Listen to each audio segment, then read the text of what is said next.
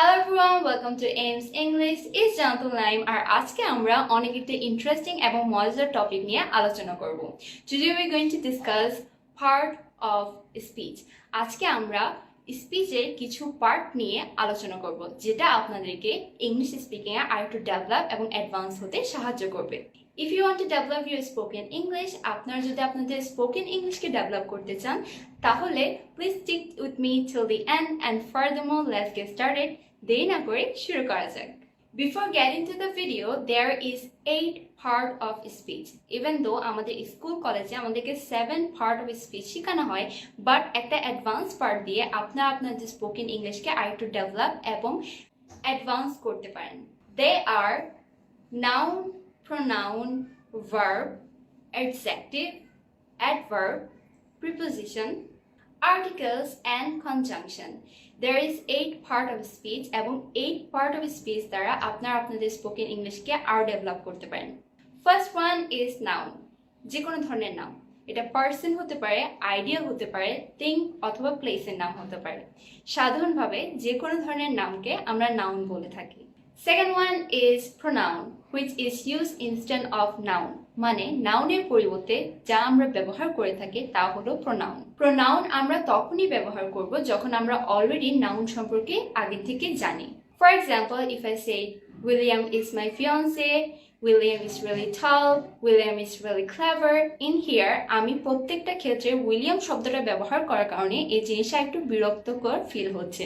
But if I say it in a different way, আমরা যদি আলাদাভাবে বলি William is my fiance, he is really clever, he is really tall.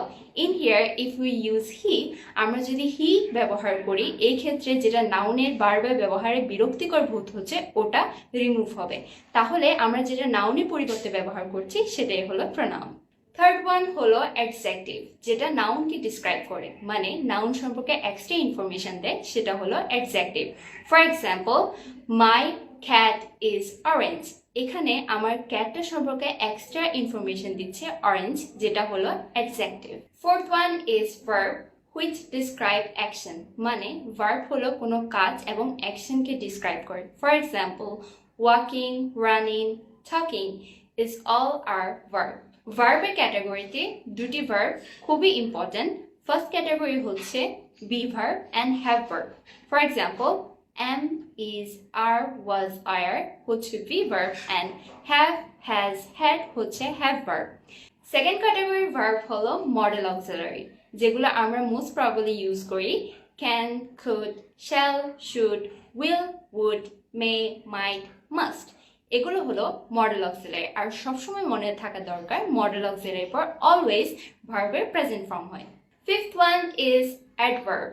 Adverb ভার্বকে describe করে থাকে, but কিছু এক্সেপশন হিসেবে এটিকে অ্যাডভার্ব এবং নাউনকেও ডিসক্রাইব করে থাকতে পারে। For example, he is more interesting than you.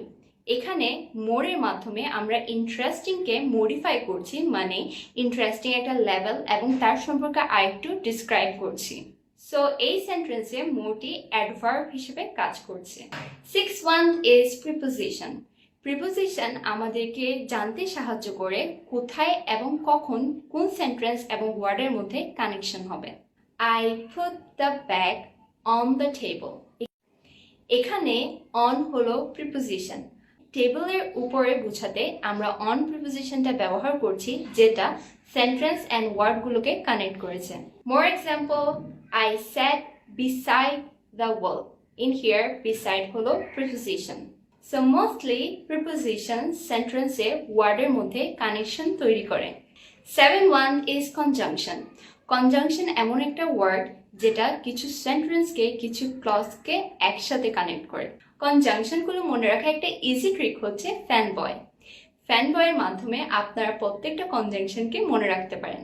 For fan আমরা এফ দ্বারা ফর, এ দ্বারা অ্যান্ড, এন দ্বারা নর, but, or, yet and so.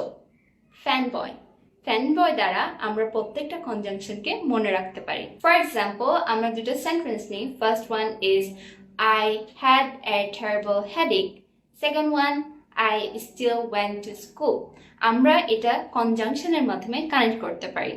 একসাথে I had a terrible headache, but I still went to school.